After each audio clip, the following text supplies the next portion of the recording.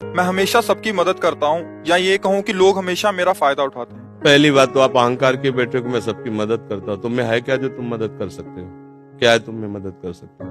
न तुम्हारे में बुद्धि है, न बल है, न इतने बड़े धनी हो, कुबेर का खजाना तो है नहीं, और बुद्धिमान ब्रह्मा वाली बुद्धि तो है नहीं। तो आप क्या मदद कर सकते हो किसी की? क्या मदद कर सकते हो? व्यर्थ का अभिमान क्यों रखते हैं? भगवान कृपा करके यदि किसी को एक लोटा पानी तुमसे पिलवा रहे हैं तो इस बात को ऐसे क्यों नहीं देखते हो कि भगवान कृपा करके इन रूपों में मेरी सेवा स्वीकार कर रहे हैं, मैं मदद। इसीलिए तो तुम्हें क्रोध आ रहा है, क्योंकि कामा संजायते क्रोधा, क्रोधा स्मृति विभ्रमा, स्मृति भ्रंशात बुद्धिनाशो, बुद्धिनाशात प्रणश्यति। तुम ये कामना किए बैठे हो कि मैं दूसरों की सेवा करता हूं और दूसरे मेरी बात नहीं मानते, मेरी ये सेवा नहीं हुई। तुम उनसे सम्मान चाहते हो। हमने तुमको पानी पिलाया, तुम्हें प्रणाम करो, हमारी बात मानो, हमारे अनुकूल चलो। इसे सेवा थोड़ी कहते हैं। सेवा कहते हैं नेकी कर दरिया में डाल। सेवा कर दी, अब तुम गाली भी दोगे तो हमें स्वीकार है। तुमने जल पी लिया, आनंद से तुम मस्त रहो, हमें गाली दोगे कोई परेशानी नहीं। इसे कहते सेवा। सेवा करके सामने वाले को झुकाने की बात आना, उसे सेवा नहीं कहते। पहली बात, गलत हो आप, तभी आपके अंदर क्रोध आता है। यदि आप गलत नहीं होगे तो आपके अंदर क्रोध नहीं आएगा। कामा संजायते क्रोधा, कामना है तभी क्रोध का प्रादुर्भाव होता है। क्या कामना है? कि हमने तुम्हारा सहयोग किया, हमने तुम्हारा हित किया और तुम हमारा बुरा करते हो तो क्रोध आ जाएगा।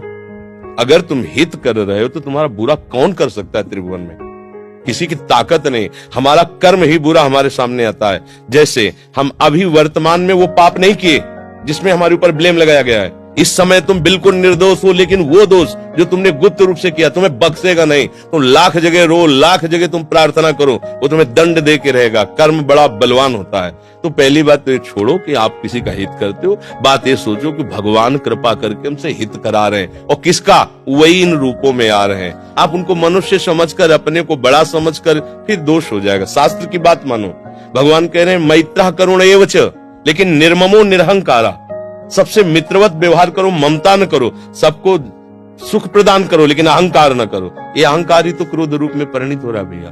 दोष को खुद पकड़े हुए और दूसरों पे दोष देखते हो, कैसे सुधार होगा? बात सुनो, यहाँ मुंह छुपरी बात नहीं होगी।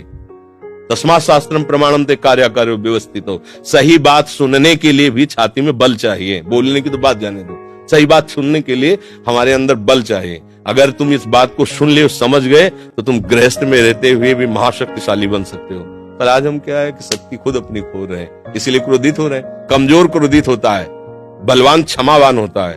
बलवान क्रोधित नहीं होता है, कमजोर को क्रोध आता है, कामना युक्त को क्रोध आता है। हम दूसरे का हित कर रहे हैं, ये अहंकार है।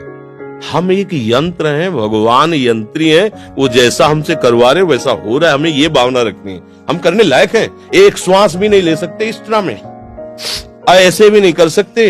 अगर वहां से ऑफ हो जाए तो तुम एक श्वास नहीं ले सकते, फिर क्या होगा? एक कदम नहीं चल सकते, फिर क्या होगा? तो बात समझिए, आपसे जो करवाया जा रहा है वो प्रभु श्री हरि कर रहे हैं। इसी भाव से जब हम चलेंगे तो हमारे कभी गुस्सा नहीं आएगा, कभी गुस्सा नहीं आएगा। आप समझ पा रहे हैं?